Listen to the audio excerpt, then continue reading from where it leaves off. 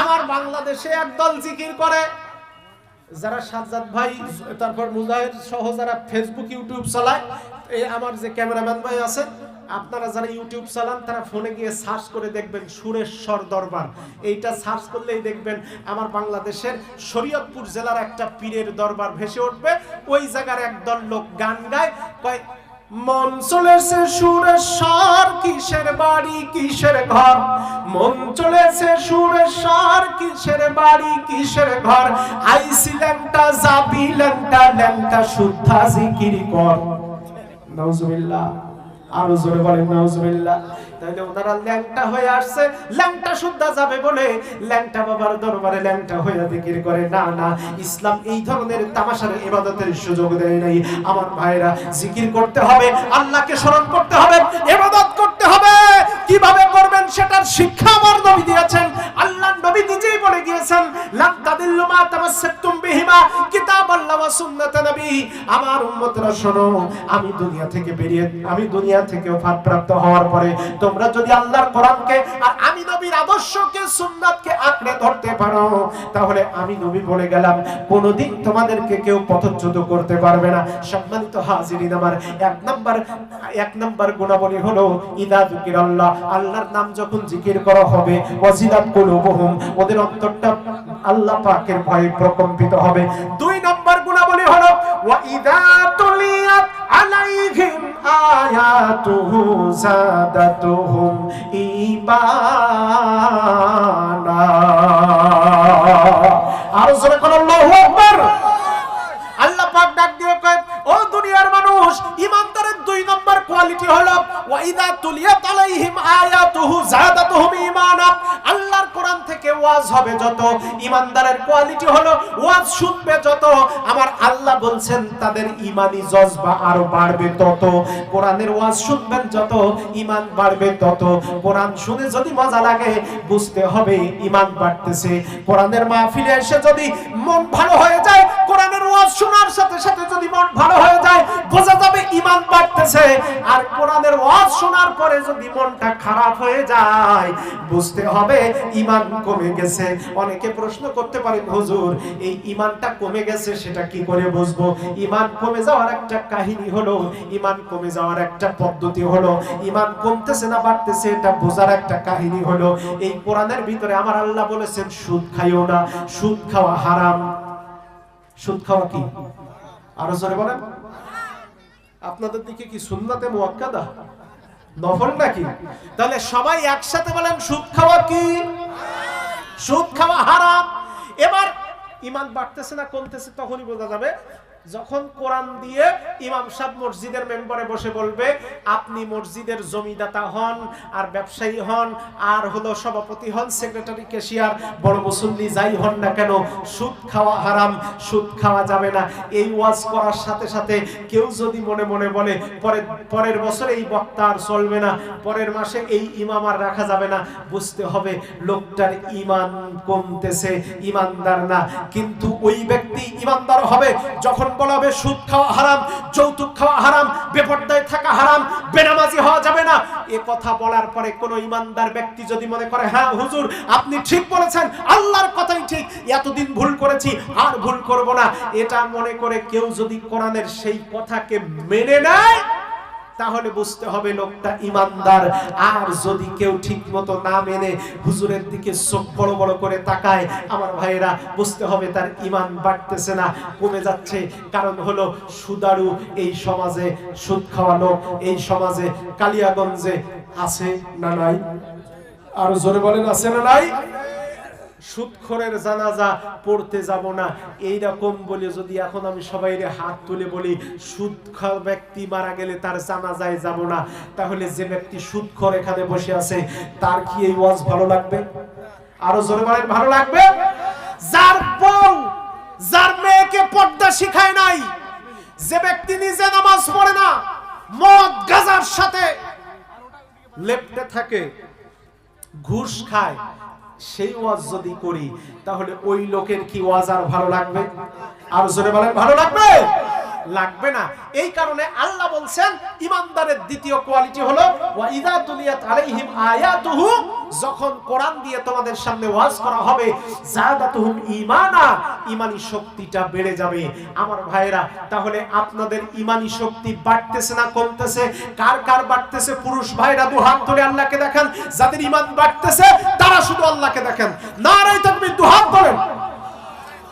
নারায়ে তাকবীর, নারায়ে তাকবীর, হাত নামান। আমার ভাইরা, এবার বোঝা গেল আপনাদের ঈমান বাড়তেছে। আমি আর এ ব্যাপারে বেশি ওয়াজ করব না। 3 নম্বরে ঈমানদারের কোয়ালিটি হলো ওয়া আলা রাব্বিহিম ইয়াতাওয়াক্কালুন।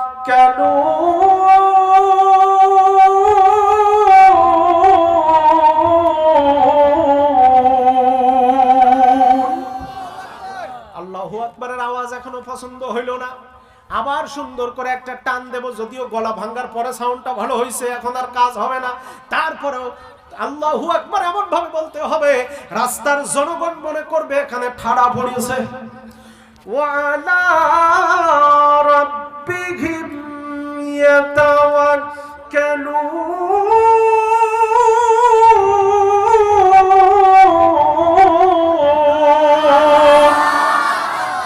আলহামদুলিল্লাহ, এই আওয়াজ আল্লাহর সাজনে পৌঁছাবে প্যালেস্টাইনি মুসলমানদের পক্ষে, গোটা পৃথিবীর নির্যাতিত মানুষের পক্ষে এই আওয়াজ আল্লাহর দরবারে পৌঁছে যাবে। জোরে বলেন সুবহানাল্লাহ। ওয়া আলা রাব্বিহিম ইয়াতাওয়াক্কালুন। আল্লাহ পাক এবার বলছেন ঈমানদার ব্যক্তির 1 নাম্বার কোয়ালিটি ওয়া ইযা যুকিরাল্লাহ, আল্লাহর নামের জিকির হবে যখন, ওয়াজিলাত কুলুবুহুম, অন্তরে ভয় পয়দা হবে তখন, ওয়া ইযা তুলিয়াত আলাইহিম আয়াতুহু, কোরআন দিয়ে ওয়াজ হবে যখন, যাদাতুহুম ঈমানা, ঈমানি শক্তি বাড়বে তখন। এইবার 3 নাম্বার কোয়ালিটি হলো ওয়া আলা রাব্বিহিম ইয়াতাওয়াক্কালুন। তারা যখন ঈমানে পরিপূর্ণ হবে, বিপদ মুসিবত যাই আসুক না কেন, মুসিবতে আর বিপদে পৃথিবীর কোন শক্তিকে পরোয়া করবে না, কারোর রক্ত চক্ষুকে পরোয়া করবে না, বন্দুকের গুলিকে পরোয়া করবে না, তরবারিকে পরোয়া করবে না। ঈমানদার যদি ঈমানদারের মতো হয়, বিপদ মুসিবত যতই আসুক না কেন, ঈমানদার ভরসা করবে কার উপর? আরো জোরে বলেন, কার উপর? ওয়া আলা রাব্বিহিম ইয়াতাওয়াক্কালুন। আমার আল্লাহ বলেন, এ দুনিয়ার মানুষ, তোমাদের 3 নাম্বার, ঈমানদারদের 3 নাম্বার কোয়ালিটি হলো মুসিবতে পড়বে যখন রবের উপরে ভরসা করবে তখন। কার উপরে? রবের উপরে। জোরে বলেন, কার উপরে? রব শব্দের অর্থ কি একটু বলে দেন? না, রব শব্দের অর্থ একটু বলতে হবে। রব, রব, রব মানে কি? রব শব্দের অর্থ হলো লালনকারী, পালনকারী। রবের অর্থ কি সুন্দর করে জেনে নেন, পরবর্তীতে হুজুরের সামনে গিয়ে ওয়াজ করতে পারবেন। রব শব্দের অর্থ হলো লালনকারী, পালনকারী, পালনেওয়ালা। মামানাল ইস্তিলাহান। এইবার রব শব্দের পারিভাষিক অর্থ হলো শুনে নেন আমার ভাইরা, রব শব্দের পারিভাষিক অর্থ হলো যেই শক্তি দুনিয়ার আসমান থেকে জমিন পর্যন্ত, মাটির তলদেশ থেকে আকাশ পর্যন্ত প্রত্যেকটা সৃষ্টিরাজির যার যখন যে অবস্থায় যা কিছু প্রয়োজন, এই প্রয়োজন সাথে সাথে মিটানোর ক্ষমতা যিনি রাখেন তিনি হলেন রব। তিনি কে? আর জোরে বলেন, তিনি কে? আল্লাহ আমার রব, এই রবি আমার সব। আল্লাহ আমার রব, এই রবি আমার সব। দমে দমে তনু মনে তারি অনুভব। আল্লাহ আমার রব, এই রবি আমার সব। জোরে বলেন মারহাবা। এ মুসলমানের দল, কালিয়াগঞ্জের নাউন এলাকার মুসলমান ভাইরা, আপনাদেরকে রব শব্দের পারিভাষিক অর্থ বুঝালাম। রব শব্দের পারিভাষিক অর্থ হলো যেই মালিক বা যেই ক্ষমতাশীল, যার যখন যা কিছু প্রয়োজন সেই প্রয়োজন মিটানোর ক্ষমতা যিনি রাখেন তিনি রব। এবার একটু প্র্যাকটিক্যালি উদাহরণ আপনাদেরকে দিতে চাই আমার ভাইরা। আমার সম্মানিত ভাইরা, এই কালিয়াগঞ্জ এলাকায় কুকুর আছে না নাই? আরো জোরে বলেন। আপনাদের কালিয়াগঞ্জের কুকুরের গায়ের পশম কত? আধা ইঞ্চি, ঠিক কিনা? কালিয়াগঞ্জের কুকুরের গায়ে আধা ইঞ্চি পশম, ভারতের কুকুরের গায়ে আধা ইঞ্চি পশম, বাংলাদেশের কুকুরের গায়ে আধা ইঞ্চি পশম। আবার অ্যান্টার্কটিকা মহাদেশে ওই সাইবেরিয়া এলাকায় ঠান্ডা এলাকায় যত কুকুর আছে, যেই এলাকায় 12 মাসে 10 মাস ঠান্ডা পড়ে, বরফ পড়ে, ওই এলাকার কুকুরের গায়ের পশম কিন্তু 3 ইঞ্চি লম্বা। ঠিক কিনা? আরো জোরে বলেন ঠিক কিনা? সাইবেরিয়া, ওই ঠান্ডা অ্যান্টার্কটিকা মহাদেশ এলাকার বরফ এলাকার কুকুরের গায়ে 3 ইঞ্চি লম্বা পশম, আর বাংলাদেশ ভারতের কুকুরের গায়ে 1/2 ইঞ্চি পশম লম্বা। কারণটা কি? কেন? আমার আল্লাহ রব, কেন তিনি রব, তিনি পালন কর্তা। কেমন করে একটা নিকৃষ্ট প্রাণী কুকুরকে দিয়ে আমি বোঝাতে চাই। আমার মুসলমান ভাইরা ভালো করে খেয়াল করেন, বাংলাদেশ, ভারত, পাকিস্তান সাবকন্টিনেন্ট, শ্রীলঙ্কা, এই এলাকায় শীত পড়ে 3 মাস, আর বাকি 9 মাস থাকে গরম, নাতিশীতোষ্ণ আবহাওয়া। এই কারণে এই এলাকার কুকুরগুলার গায়ে যদি 3 ইঞ্চি লম্বা পশম হয়, তাহলে সারা জীবন গরমে 1 বছরে 3 মাস ভালো থাকবে, বাকি 9 মাসে স্ট্রোক করে কুকুরগুলা মারা যাবে। এই কারণে এদের গায়ে আমার আল্লাহ রাব্বুল আলামিন তার সৃষ্টির প্রথম দিন থেকে 1/2 ইঞ্চি লম্বা পশম দিয়ে তাদের একটা ব্যালেন্স করে দিয়েছেন। আর ওই ঠান্ডা এলাকার কুকুর, অ্যান্টার্কটিকা মহাদেশ যেখানে সারা বছর বরফ পড়ে থাকে, ওই এলাকার কুকুরের গায়ে 3 ইঞ্চি লম্বা পশম দিয়েছেন। তার কারণ হলো কোনো মানুষ তাদেরকে কম্বল দেবে না, কোনো মানুষ তাদেরকে জ্যাকেট উপহার দেবে না। এই কারণে ওই কুকুরগুলা ঠান্ডায় জমে মরে যাবে। এই জন্য আমার আল্লাহ রাব্বুল আলামিন দয়া পরবশ হয়ে ওই কুকুরগুলার জন্মের দিন থেকে ব্যালেন্স করে সৃষ্টি করেছেন। ওদের গায়ে 3 ইঞ্চি লম্বা পশম দিয়া আমার আল্লাহ রাব্বুল আলামিন স্থায়ী কম্বলের ব্যবস্থা তাদের করে দিয়েছেন। জোরে কোন সুবহানাল্লাহ। এবার আপনি আপনার নিজের দিকে খেয়াল করেন মুসলমান। এক কালিয়াগঞ্জ এলাকার মুসলমান ভাইরা, হিন্দু ভাইরা, হিন্দু মুসলমান যেই মানুষ যাদের কাছে এই মাইকের আওয়াজ যাচ্ছে ভালো করে শোনেন। আমার সম্মানিত ভাইরা, যারা মানুষ তারা সকলেই কথাটা মূল্য দিয়ে শুনবেন। একজন মহিলা, একজন মা, বাচ্চা যখন 3 মাস, 4 মাস, 5 মাস বয়স, গভীর রাত্রিতে একজন মা 6 মাস বয়সের বাচ্চা ঘরে রেখে এই পৌষ মাসের প্রচন্ড ঠান্ডায় পুকুরে নেমে গোসল করলো, নদীতে নেমে গোসল করলো। প্রচন্ড ঠান্ডায় একজন মা গোসল ফরজ হয়েছে, সন্তান 6 মাস, 3 মাস, 4 মাস বয়সী সন্তানকে ঘরে রেখে যখন গোসল করলো, বলেন তো দেখি মায়ের শরীরটা ঠান্ডা না গরম? জোরে বলেন, মায়ের শরীর ঠান্ডা না গরম? কথা কি আপনারা বোঝেন নাই? বাচ্চা 4 মাস বয়স ঘরের ভিতরে রেখে এসেছে, মা এবার ঠান্ডা পানিতে নেমে গভীর রাত্রে গোসল করেছে। এবার সবাই বলেন মায়ের শরীরটা ঠান্ডা না গরম? আর জোরে বলেন ঠান্ডা না গরম? এইবার হিসাব করেন, মায়ের শরীরটা পুরাটা ঠান্ডা, ঠান্ডা শরীর দিয়ে হাওয়া উঠতেছে। এই অবস্থায় হিসাবে আমার আল্লাহ পাক ডাক দিয়ে বলেন, মানুষ রে, দুনিয়ার মানুষ শোন, আমি তোদের কেমন রহম, আমি তোদের কেমন আল্লাহ, আমি তোদের কেমন মালিক। এ বান্দা শোন, তোর মা গভীর রাত্রিতে গোসল করেছে, ওই ঠান্ডা শরীর থেকে ঠান্ডা দুধ যদি বের হতো, তাহলে ওই ঠান্ডা দুধ খাওয়ার পরে তোর ছেলের হতো সর্দি কাশি, হুপিং কাশি যক্কা হয়ে তুই ইন্তেকাল করতি, তুই মারা যাতি। আমার বান্দা, তুমি যাতে বিপদে না পড়ে যাও, এই জন্য তোমার মায়ের ভেজা শরীর থেকে, ঠান্ডা শরীর থেকে, খুব বেশি ঠান্ডাও না, খুব বেশি গরম না, উষ্ণ কুসুম গরম জল, উষ্ণ কুসুম গরম দুধ বার করে দিয়া আমি আল্লাহ তোমার জীবনটা বাঁচাইয়া দিলাম। যখন তুমি ছোট্ট ছিলে, দাঁত ছিল না মুখে, যখন তুমি ছোট্ট ছিলে, দাঁত ছিল না মুখে, গরম খাবার তোমার জন্য দিলেন মায়ের বুকে রে, দিলেন মায়ের বুকে। সেই আল্লাহকে ডাকতে ডাকতে জীবন চলে যাক আমার, সেই আল্লাহকে ডাকতে ডাকতে জীবন চলে যাক। আল্লাহকে ডাক রে বান্দা, আল্লাহকে ডাক। জোরে বলেন মারহাবা, নারে তাকবীর। আমার ভাইয়েরা, তিনি হলেন রব। সম্মানিত হাজরিন, এবার আমি আপনাদেরকে এই 3 নাম্বার পয়েন্টে রেখে দিয়া ছোট্ট একটা ঘটনার মধ্যে চলে যেতে চাই। আল্লাহর নবীর বয়স যখন 12 বছর, 14 বছর, জোরে বলেন কত বছর? 14 12টা ভুল, 14 বছর। জোরে বলেন, আল্লাহর নবীর যখন বয়স 14 বছর, সবাই মিলে বলেন কত বছর? আমি এখন বললাম নবীর বয়স 14 বছর, তাহলে আল্লাহর নবীর 14 বছর বয়সের সময়ের একটা ঘটনা বলবো, এটাই হলো আসল কথা। আমার ভাইয়েরা, আল্লাহর নবীর 14 বছর বয়সের সময় খুব খেয়াল করে শুনতে হবে, খুব চমৎকার হৃদয় দিয়ে শুনতে হবে, না হলে কিন্তু বুঝতে পারবেন না। এ মুসলমানের দল, কালিয়াগঞ্জের মুসলমান ভাইরা, ওই এলাকা এলাকার মুসলমান সহ অন্যান্য ধর্মের ভাইরা ভালো করে শুনুন, আমার রাহমাতাল লিল আলামিন এই দুনিয়াতে শুধু মুসলমানদের কাছে প্রিয় না, আমার রাহমাতাল লিল আলামিন দুনিয়ার সকল মানুষের কাছেই প্রিয়। জোরে কোন সুবহানাল্লাহ। তার প্রমাণ গত 6 মাস আগে ফেসবুকে একটা ভিডিও দেখেছেন, আমার বাংলাদেশের একজন উপজেলা নির্বাহী অফিসার মানে অনেক বড় পদমর্যাদার একজন অফিসার, নাম হলো সুনিতা রায়। এই সুনিতা রায় নামটা মুসলমান না হিন্দু? আর জোরে বলেন। এই সুনিতা রায় ফেসবুকে একটা ভিডিও ভাইরাল হয়েছে, চমৎকার করে সে আমার নবীকে নিয়ে গিয়েছে।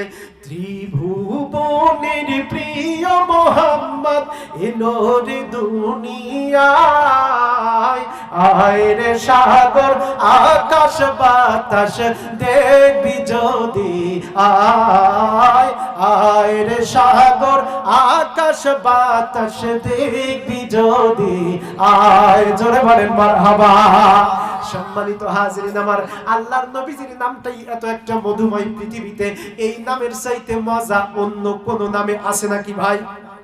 জোরে বলেন, আরো জোরে বলেন আছে? রহমতে আলম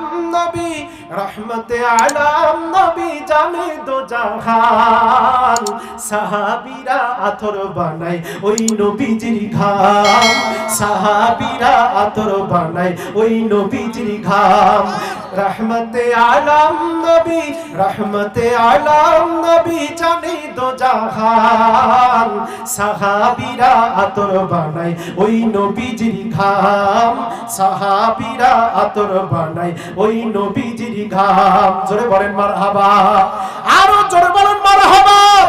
শোনো মানব জানো কেমন আমার নবীজি, যাহার পাগল চন্দ্র সূর্য তারকারাজি।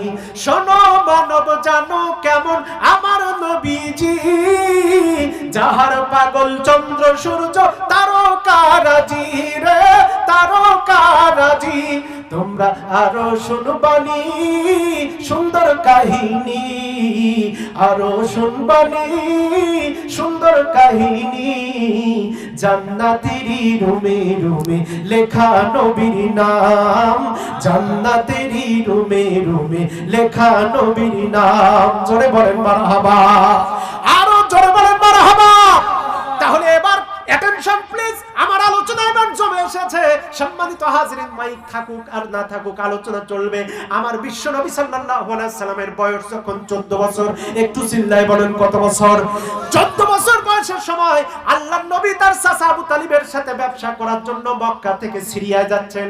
এই 14 বছর বয়সের সময় আল্লাহর নবী তার চাচা আপন চাচা আবু তালিবের সাথে ব্যবসা করার জন্য সিরিয়ার দিকে যাচ্ছেন। এবার আরেকটা ঘটনা আসে, নবীজি যেদিন ব্যবসা করার জন্য 14 বছর বয়সের সময় সিরিয়ার দিকে যাচ্ছেন, এই ঘটনার 10 বছর আগে, অর্থাৎ নবীজির জন্মের 10 বছর আগে, ওই মক্কা থেকে সিরিয়ায় যাওয়ার মাঝখানে একটা শহর আছে, ইতিহাসে যে শহরের নাম এসেছে বসরা। আমার ভাইয়েরা, ওই শহরটা এখন বর্তমানে সিরিয়ার ভিতরে, প্যালেস্টাইনের সিরিয়ার ভিতরে, আমার ভাইয়েরা ওই এলাকা জর্ডানের ভিতরে পড়েছে। ওই বসরা শহরের ভিতরে আল্লাহর নবীর জন্মের 10 বছর আগে একজন খ্রিস্টান পাদ্রী, নাম হলো বুহাইরা। খ্রিস্টান পাদ্রী গভীর রাত্রিতে আমার নবীজির ব্যাপারে একটা স্বপ্ন দেখেছেন, অথচ নবীজির তখনও জন্ম হয় নাই। নবীজির জন্মের 10 বছর আগে এই গভীর রাত্রিতে খ্রিস্টান পাদ্রী বুহাইরা একটা স্বপ্ন দেখে বা তাড়াতাড়ি ঘুম ভেঙে উঠেছেন। ঘুম থেকে বাড়ি থেকে বের হয়ে রাস্তার মাঝখানে গিয়া উপর হয়ে জমিনের উপরে বসে ভেউ ভেউ করে বাচ্চা শিশুর মতো কাঁদতেছেন। এবার খাদেম এসে বলতেছে, বলি আপনি কাঁদেন কেন? এই জমিনের মাঝখানে পড়ে আপনি কাঁদেন, রাস্তার মাঝখানে গভীর রাত্রিতে কাঁদেন কেন? এবার বুহাইরা পাদ্রী জাতে খ্রিস্টান, এই খ্রিস্টান ব্যক্তি ডাক দিয়ে বলে, খাদেম রে, তুমি জানো না আজকে রাত্রিতে আমি একটা স্বপ্ন দেখেছি। এই স্বপ্নটা দেখার পরে তাওরাত, জাবুর আর ইনজিল কিতাবের আমি হাফেজ। এই 3টা কিতাব একসাথে বিশ্লেষণ করে আমি বুঝতে পেরেছি, আমি জানতে পেরেছি রাহমাতাল লিল আলামিন আখিরি জামানার পয়গম্বর তার 14 বছর বয়সের সময় তার চাচার সাথে এই বসরা শহর দিয়া ব্যবসা করার জন্য সিরিয়ার জমিনে যাবে। জোরে কোন সুবহানাল্লাহ। অথচ নবীজির এখনো জন্মই হয় নাই, তার বাবা মারও বিয়া হয় নাই। এ মুসলমান, আমি বলেছিলাম এই পৃথিবীতে শুধু মুসলমানেরা নবীকে ভালোবাসে না, নবীকে ভালোবাসে ইহুদি খ্রিস্টান, নবীকে ভালোবাসে হিন্দু বৌদ্ধ, সবাই মিলে আল্লাহর নবীকে ভালোবাসে। আমার ভাইরা, তার একটা বাস্তব প্রমাণ ইতিহাস গুগল সার্চ করলে এর কিছু ঘটনাটা আপনারা গুগলেই পেয়ে যাবেন। সম্মানিত ভাইরা, যে কথা বলতেছিলাম, এইবার বুহাইরা পাদ্রীর খাদেম ডাক দিয়ে বলে, মালিক, নবীজি মুহাম্মদুর রাসূলুল্লাহ কত বছর বয়সে খান দিয়ে যাবেন? কয় 14 বছর বয়সে। কয় তিনি কি জন্মগ্রহণ করেছেন? এইবার মালিক বুহাইরা বলতেছে, না রে খাদেম, ওই মুহাম্মদ বিন আব্দুল্লাহ জন্মগ্রহণ করার এখনো 10 বছর বাকি। কত বছর বাকি? আরো জোরে বলেন, কত বছর? 10 বছর বাকি। কয় ও মালিক, 10 বছর বাকি যেই মুহাম্মাদের জন্মের খবর, এখন আপনি কেঁদে জারজার হয়ে লাভটা কি? বুহাইরা পাদ্রী ডাক দিয়ে কয়, খাদেম রে,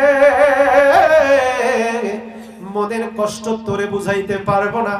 মুহাম্মাদের এখনো জন্মের 10 বছর বাকি, তারপরেও আজকে থেকে আমি বুহাইরা, আজকে থেকে এই রাস্তা ছেড়ে দেব না যতদিন রাহমাতুল লিল আলামিন এই রাস্তা দিয়া সিরিয়ায় না যাবে, যতদিন তার সাথে আমার দেখা না হবে, তার সাথে মোলাকাত না হবে, শিশু নবীকে যতদিন না দেখব, ততদিন এই রাস্তা থেকে আমি বুহাইরা বাড়ি যাব না।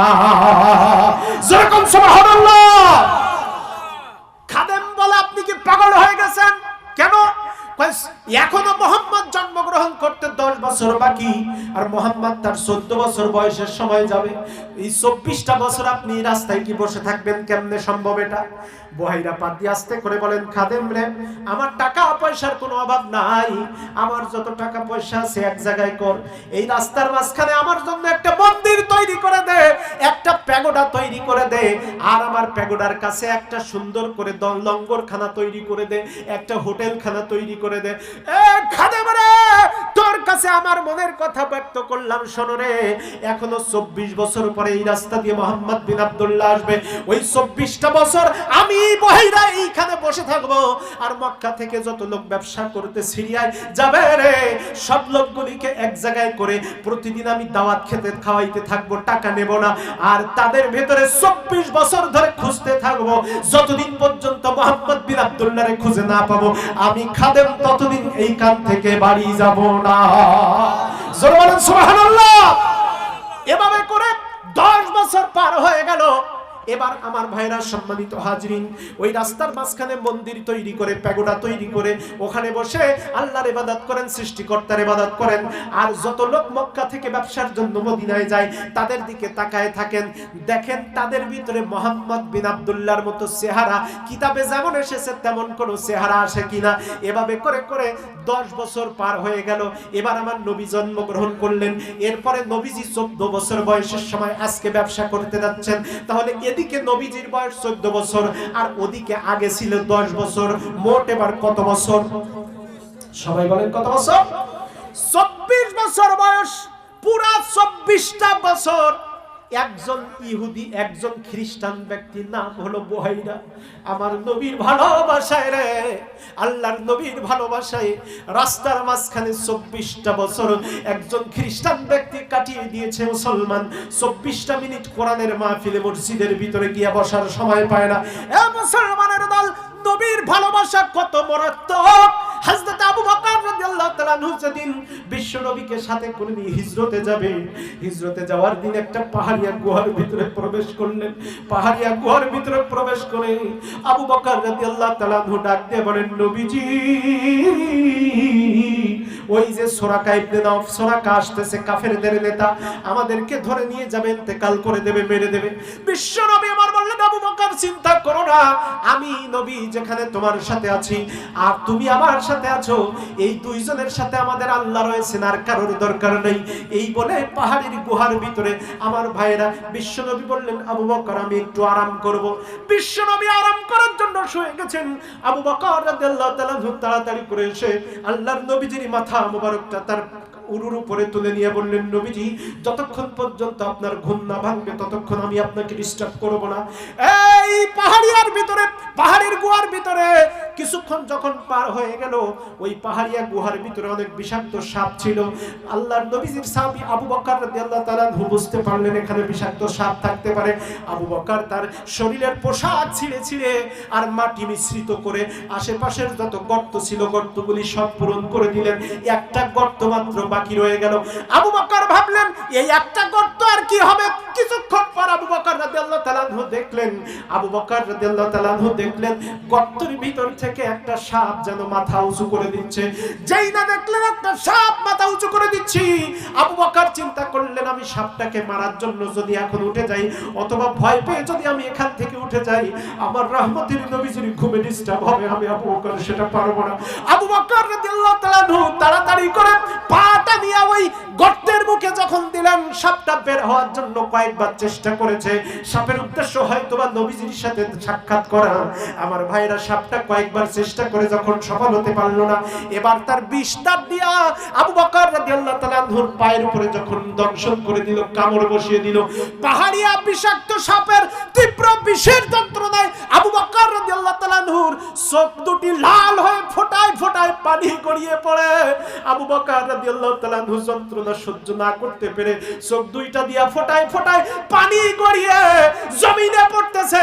এক ফোঁটা পানি আল্লাহর নবীজির চেহারা মুবারকের উপরে যখন পড়েছে, বিশ্ব নবী জনাবে মুহাম্মদ রাসূলুল্লাহ সাল্লাল্লাহু আলাইহি সাল্লাম ঘুম থেকে জাগ্রত হয়ে বললেন, আবু বকর চোখের ভিতরে পানি কেন? বাড়ির কথা মনে পড়ে কাঁদতেছো নাকি? স্ত্রী বাচ্চা মা বাপের কথা চিন্তা করে কাঁদতেছো নাকি? আবু বকর রাদিয়াল্লাহু তাআলা ডাক দিয়া বললেন, ইয়া রাসূলুল্লাহ, ইয়া হাবিবাল্লাহ, হুজুর আপনার প্রতি ঈমান এনেছি। যেই দিন কালিমা পড়েছি ওই দিন থেকে বাবার ভালোবাসা, সন্তানের মায়া, মা বাবার মায়া, স্ত্রীর মায়া সব আমি ভুলে গিয়েছি। আপনার মায়া ছাড়া দুনিয়াতে আমি আবু বকরের অন্তরের ভিতরে আর কোনো মায়া নাই। এবার জোরে কোন সুবহানাল্লাহ। এবার বিশ্বনবী বললেন, আবু বকর রে, তাহলে চোখ দিয়া কেন পানি পড়ে রে আবু বকর? আবু বকর ডাক দিয়ে কয়, ইয়া রাসূলুল্লাহ, ইয়া হাবিবাল্লাহ, হুজুর একটা পাহাড়িয়া সাপ আমার পায়ে কামড় দিয়েছে। বিষের যন্ত্রণা সহ্য না করতে পেরে আমার চোখ দিয়ে পানি আসতেছে। নবীজি বললেন, আবু বকর রে, সাপ যখন কামড় দিয়েছে তখনই কেন আমারে বললে না? এবার আবু বকর বললেন, ইয়া রাসূলুল্লাহ, ইয়া হাবিবাল্লাহ, সাপের যন্ত্রণায় ছটফট করতে করতে আমি আবু বকরের যদি মৃত্যু পর্যন্ত হয়ে যেত, বিশ্ব নবীজির ঘুমের ব্যাঘাত আবু বকর ঘটাইতে দিত না। জোরে বলেন সুবহানাল্লাহ, নারায়ে তাকবীর। সম্মানিত ভাইরা আমার, রাগ করতেছেন আপনারা? বিরক্ত হচ্ছেন? আরো জোরে বলেন, বিরক্ত হচ্ছেন? সম্মানিত হাজিরিন আমার, ওদিকে যেই জায়গায় বসেছিলাম আল্লাহর নবী 14 বছর বয়স। এবার তিনি হেঁটে যাচ্ছেন, মক্কা থেকে বেরিয়ে বসরা শহরের দিকে যাচ্ছেন। বসরা শহরের দিকে যাওয়ার সময় এবার এই যে লোকটা বুহাইরা পাদ্রী বসে আছে, কত বছর? এই তো মনে আছে জনগণের, কত বছর? 24 বছর বসে আছে বসরা শহরে বসে। এবার বুহাইরা পাদ্রী দুনিয়ার মানুষকে ডাক দিয়ে কয়, দুনিয়াবাসী শোন, আমি 24টা বছর ধরে বসে আছি এই মক্কা, এই বসরা শহরের কিনারে। এরপরে 24 বছর পার হয়ে আজকে যখন বিশ্বনবী 14 বছর বয়সের সময় আল্লাহর নবী যখন চাচার সাথে আস্তে আস্তে হাঁটতে হাঁটতে মক্কা থেকে ওই সিরিয়ার দিকে রওনা হলেন, যখন তিনি বসরা শহরের কিনারে চলে গেলেন, এবার বসরা শহরের কিনারে যাওয়ার সাথে সাথে বুহাইরা পাদ্রী বললেন, আমি যখন তাকাইয়া দেখলাম দূর থেকে একটা মক্কার বড় কাফেলা এই বসরা শহরের দিকে আসতেছে। এই কাফেলাটার দিকে যখন আমি তাকালাম, এই দিকে তাকানোর সাথে সাথে আমি নবী রাহমাতাল লিল আলামিন, আমি বুঝতে পারলাম এই কাফেলাটা যখন আমার দিকে এগিয়ে আসতেছে, হঠাৎ করে আমি তাকায় দেখলাম ওই বসরা শহরের ভিতরে 60 ডিগ্রি সেলসিয়াসের তাপমাত্রা বাদ দিয়া একটা শীতল ঠান্ডা আবহাওয়া সাথে সাথে বিরাজ হয়ে গেছে। জোরে বলেন সুবহানাল্লাহ। এখন হঠাৎ করে এই শীতের মধ্যে যদি পুরো এলাকা গরম হয়ে যায় তাহলে মানুষ খেয়াল করবে না? করবে কিনা বলেন? আবার পুরো গরমের মধ্যে হঠাৎ যদি ঠান্ডা আসে তাহলে মানুষ মনে করবে কি ব্যাপার, হঠাৎ ঠান্ডা আসলো কেন? বুহাইরা পাদ্রী ডাক দিয়ে কয়, দুনিয়ার মানুষ শোনো, হঠাৎ করে আমি এলাকার ভিতরে একটা ঠান্ডা পরিবেশ পেলাম, তাকায় দেখলাম মক্কা থেকে একটা বিরাট বড় কাফেলা এদিকে আসতেছে। ওই কাফেলার দিকে যখন তাকালাম, কাফেলার দিকে তাকায়া দেখলাম কাফেলার মাথার উপরে এক খণ্ড মেঘ ওই কাফেলার সাথে আমার দিকে এগিয়ে আসতেছে। বুহাইরা পাদ্রী বললেন, আমি রাস্তার ডানে আর বাম পাশে খেয়াল করে দেখলাম, ডান পাশে বাম পাশে যত গাছপালা আছে সমস্ত গাছপালা আর যত নুড়ি পাথর আছে সমস্ত পাথর আর গাছপালাগুলি উপর নিচ করে বিশ্বনবীকে সালাম অভিবাদন জানায়। সালাতু সালাম গো আবার, দরুদ সালাম গো আবার, কইও নবী মুস্তাফা তোমরা যদি যাও গো মদিনা, তোমরা যদি যাও গো মদিনা। সম্মানিত ভাইরা, সংক্ষেপে বলে দিচ্ছি, এবার ওই কাফেলাটা যখন কাছাকাছি চলে আসলেন, আমার ভাইরা বুহাইরা পাদ্রী নিচ থেকে এগিয়ে গেলেন। খাদেম আবার ডাক দিয়ে কয়, মালিক আপনি তো অন্য কাফেলাকে আমন্ত্রণ করে যখন খাওয়ান নিজে জায়গায় বসে থাকেন, আজকে কেন এগিয়ে গেলেন? খাদেমকে ডাক দিয়ে বুহাইরা বলে, খাদেম রে, আজকে 24টা বছর আমি যার জন্য গোটা 24টা বছর এই রাস্তার মাঝখানে ঝড় বৃষ্টি উপেক্ষা করে বসে আছি, সেই রাহমাতাল লিল আলামিন আজকের কাফেলার সাথী হয়ে আমার দিকে এগিয়ে আসতেছে। জোরে বলেন সুবহানাল্লাহ।